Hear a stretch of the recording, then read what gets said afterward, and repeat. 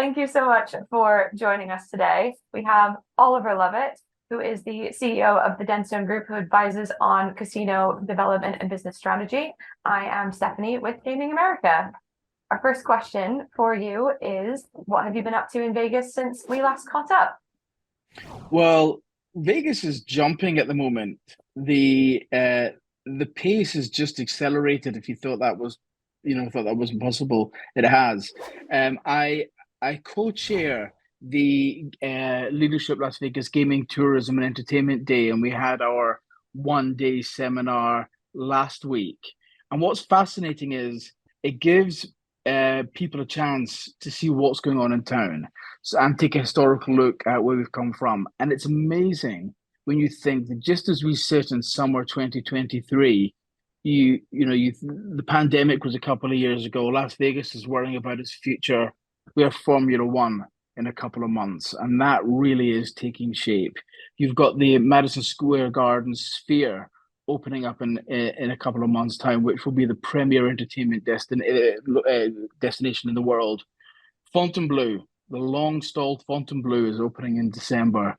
The Hard Rock have acquired the Mirage, and they're making their changes. Rio's due to take hands, and Dreamscapes are building out their team there. And of course, just when all that happens, you have the Super Bowl next year. If Las Vegas, we thought it was busy and we thought it was the entertainment capital of the world, and it couldn't get any busier, you ain't seen nothing yet. Excellent. So there's an awful lot going on the city side. On personal side, I've just been researching and writing, and submitted my recent essay to you guys. That's true. You've touched on some things that we'll cover later in this interview already, but we also wanted to ask you about the last editorial submitted for Gaming America for the May-June issue about the iconic history of the Dunes Casino in Las Vegas. And I wanted to know if you think there are any casinos that are operating similarly to the Dunes now, in today's day and age. Well, I hope not, because it was effectively an operation for many years where the mob was taking a skim off, and many alleged members of organized crime were involved in operating in that property. So I think it's logo, but there are a lot of lessons to be learned from the Dunes. And the story of the Dunes, if you don't mind me going into a little bit of a deep dive, was a property that had a very successful ownership group in the 1960s. And it was built for people like them. But as that ownership group got older, the property lost relevance, and other casinos opened up and took those customers away. The likes of Kerkorian's International, which became the Hilton, the first MGM Grand, Caesar's Palace, all those properties, after they opened, every single one just took another little chunk out of the Dunes business. And between 1955, when it opened, and then to about 1980 was a period of 25 years. And if you go to the mega resort boom, which was, the end of 89, 1990, And we'll cover that. So we're talking about, 35 years. There's an interesting parallel between what happened with the Dunes and what's kind of happening today. Whereas the mega resorts that were built 25 and 35 years ago are facing the same challenges that the Dunes had. So a property that is built for one generation, then catering for another generation, is what you're seeing both with the Dunes, and the Dunes didn't survive and didn't adapt. And that is, what we should look at today with the other properties that were built 35 years ago and 25 years ago, and how we manage the transition from one customer generation to another. That's exactly what I was going to ask you about. In your article, you mentioned that the casino operators at the time were catering to a clientele too much like themselves. And I wondered if you thought any casinos were doing that currently, and if not, who they are trying to attract instead. So here's an interesting, so historically, casinos catered for people between the ages of 45 and 65 because they were the natural gamblers. And casinos back that were built in the 1950s and the 1960s were building for that post-war generation. what you've seen in terms of demographics of visitors to Las Vegas, it's slightly different from the rest of America. So Las Vegas is skewing younger. Over 50% of people that came to Las Vegas last year were under the age of 40. Whereas if you go back, to the 2009, I think it was about 27%. So you're seeing a huge amount of younger people coming to Las Vegas. So holistically, the transition has been successful. But regional casinos and other casinos are still very much catering for what we call the boomers or boomers plus customers. That second generation, those mega resorts, again, if you look at the 80s and 90s, were for the baby boomer generation, people in their 40s, 50s, and 60s. And so we're saying maybe if any casinos are missing the mark, it's the regional casinos, but not necessarily the Las Vegas Strip. Well, Las Vegas is hyper competitive, so they have to cater for all demographics and all segments. I think regional casinos as well that were built, as legalization and deregulation came across the US. Some of them have, certainly adapted and expanded. Others not so much. And that is a challenge to the extent to which you want to, develop and reposition your assets to meet the changing needs of the customer. But Las Vegas has been really successful in doing that reposition. You've seen, for example, the Imperial Palace that was built in mid 1970s, 80s expansions to the Link, and that has been a very successful transition. And that Link and the Link Promenade, which is amenity heavy, as you've seen rising ADRs, you've seen rising RevPARs, visitation, everything about it is a success story. And it also means that, if you look at the Cosmopolitan, which has got some of the highest average daily rates in the city, it's also younger customers typically who are staying there as well, or aspirational customers. So the entire market has, at all price points, has successfully sought or captured the attention of the next generation of customer. Well, one of the other questions we had for you was about how they're doing this. So in your previous article, you mentioned sort of the fine dining and the promises of things like lobster thermidor at the dunes. But what is today's lobster thermidor? What are we offering today's customer that's really drawing them in? So we talk about that as a cliche of history repeating itself. One of the things the dunes did, which I thought was really interesting, was this experiential dining, both at the restaurant at the top and the Dome of the Sea restaurant. They created these experiential offerings where, customers came in, they bought their food, they were taken away to an escapist paradise, music playing, live music while they were eating. We're kind of seeing a return to that. If you go to the Bellagio Mayfair over at, it's got a cabaret while you eat and a show. Likewise, Delilah at the Wynn, Super Frico at Cosmopolitan. You're starting to see people again look back at what was successful with other generations and applying those lessons into the offering. Some do it more successfully than others, but you can bet that not everybody in Las Vegas gambles. Right? Everybody eats at least once a day. You can bet. So if you can, so if you can try and create these really experiential offerings when it comes to food and beverage, it's something which you're seeing more and more of here. And by the way, we're not alone in that in Las Vegas. If you go to New York or you go to London, you're also seeing the return of these big experiential restaurants. I was in London a couple of months ago and went to Bacchanalia over in I think it was Berkeley Square. I can't remember which one. It was Grosvenor Square or Berkeley Square. I can't remember which one. Which reminded me very much of the Bacchanal Room, which existed at Caesars when it opened in 1966. Caesars, and not just in name, I imagine. No, but even if you look at what the people were wearing, I mean, the menu was entirely different. But some of the decoration was similar. Some of the costumes that the servers were wearing were almost identical to those that were seen in Caesars, 55 years ago.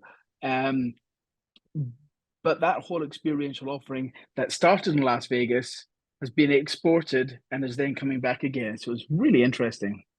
That is interesting. In addition to a revival of sort of classic offerings, though, we've also seen a rise in the focus on sports in Las Vegas. What do you think about this new focus and transition? It's really interesting. So the city has obviously gone from a gambling town, as it was at the times of the Dunes. People came and they gambled, they played golf, the type of thing that was an aspirational move for those type of customers post-war. Then the city went very entertainment heavy with large production shows, celebrities, entertainment, and we built on that as well. The next phase of tourism was convention and business tourism. So we saw the midweek visitation from conventions, and now we're in the next phase of that diversified tourism, which is sports tourism, and certainly we are in the heat of the playoffs at the moment for hockey, and the Golden Knights are obviously in the Western Conference finals. Hopefully, by the time this goes out, we'll still be in the competition and won't have been knocked out yet.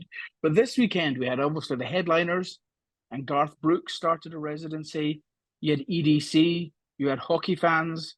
So it was quite funny as the EDC crowd came back in after a night of hardcore raving.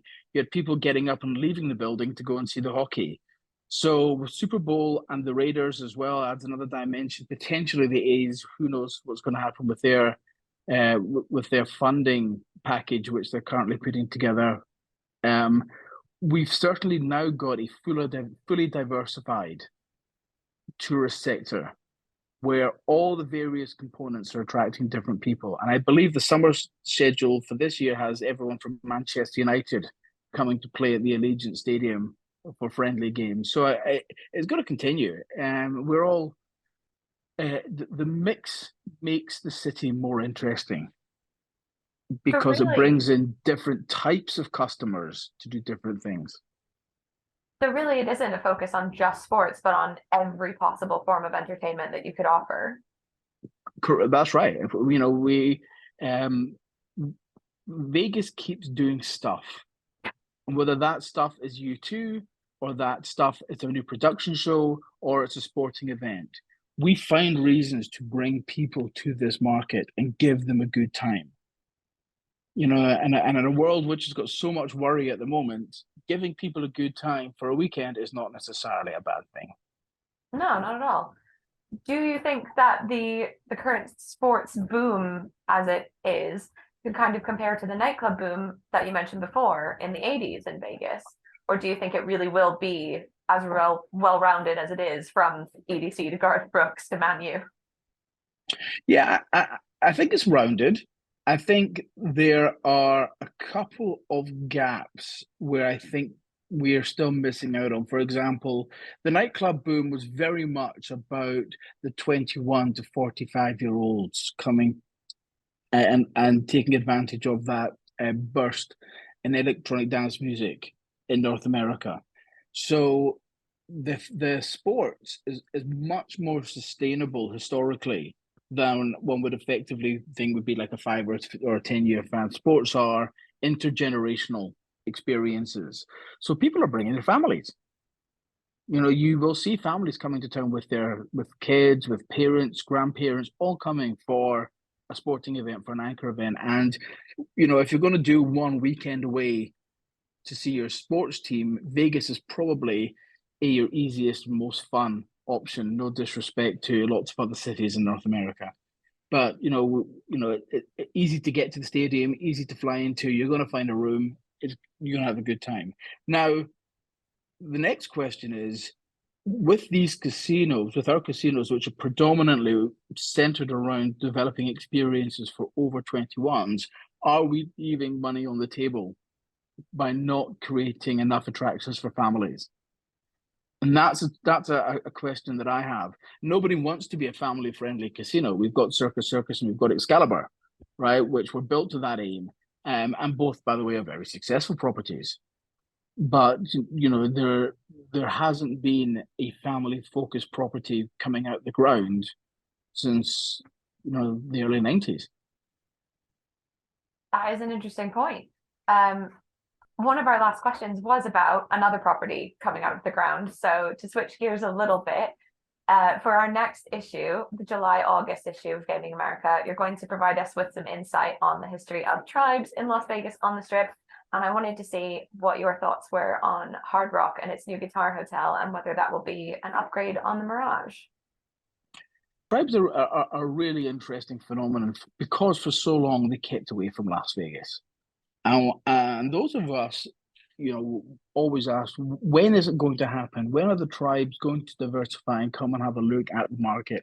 And it happened very quickly with Mohegan over at the Virgin Hotel, San Manuel over at when they came over at the Palms, and of course Seminole Hard Rock when they acquired the Mirage. When they acquired the lease to operate the Mirage, and that transition has taken place. They're in, but they haven't, unveiled all their development plans yet.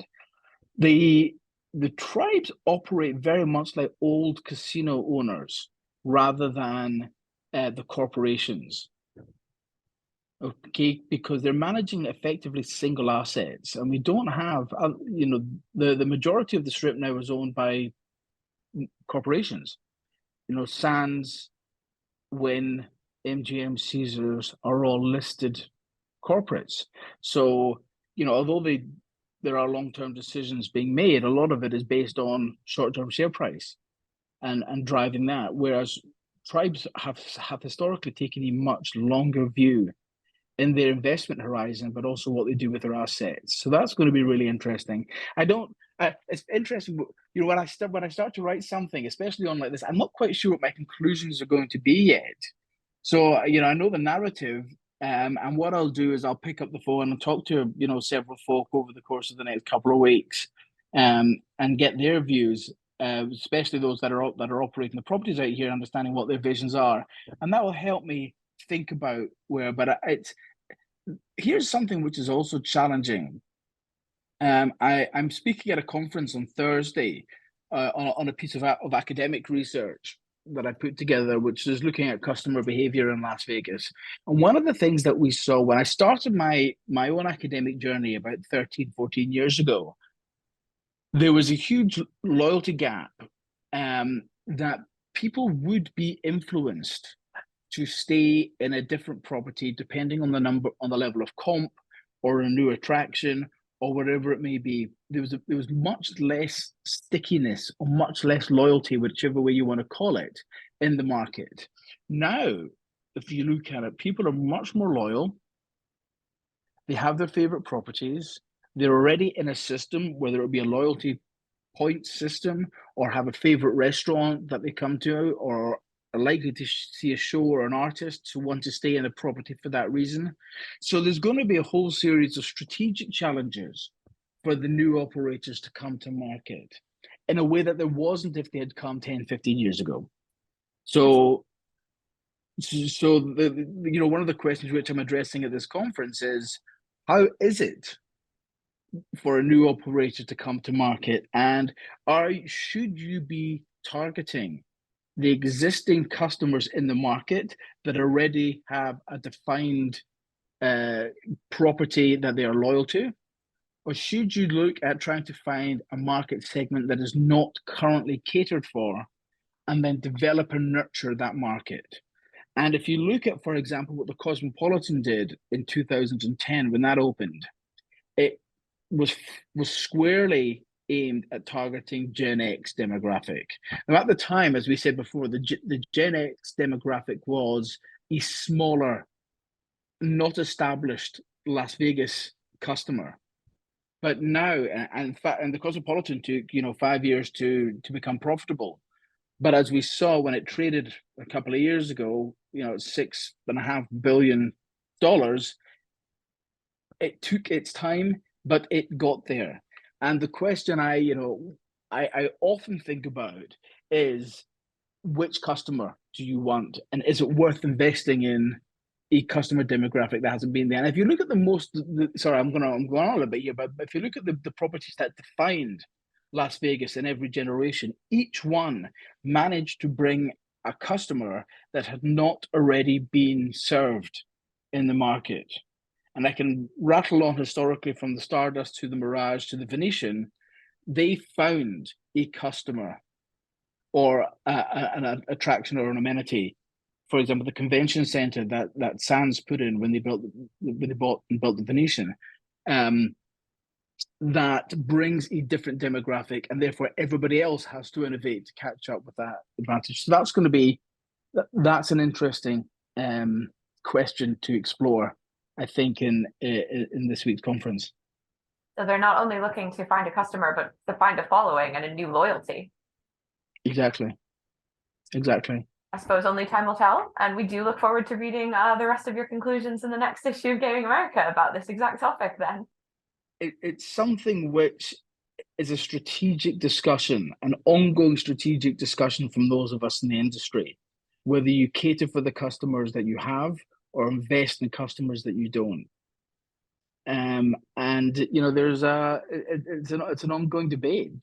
So those customers who are currently here and are proven and are profitable, should we give them more, or try and capture? It's one of those great big business discussions that go on in seminar rooms and business schools and boardrooms and casinos. It's a good discussion. It'd be interesting to find out the people that are watching this, whether they have any thoughts, because I'm sure those of us in the industry have had these discussions ourselves many times. Interested in comments.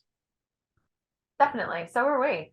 And our last question is more of a fun one about the offerings that are happening in Vegas and about catering to possibly new and classic Vegas visitors at the same time. But how excited are you for the Vegas Grand Prix?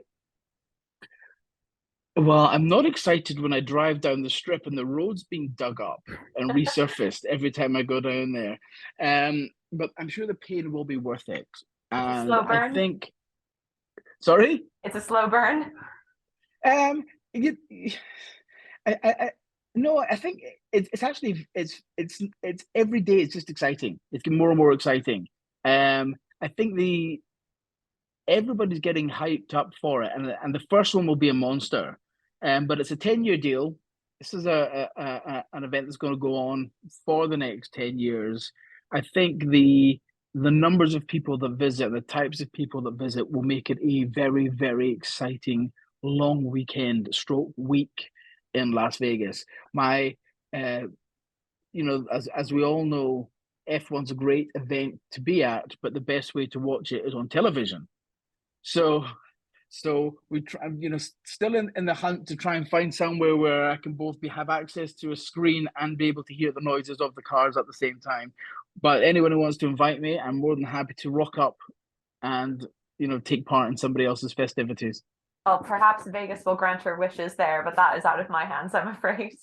Thank you so much for joining us today, Oliver, and we look forward to reading your next editorial. And thank you for having me.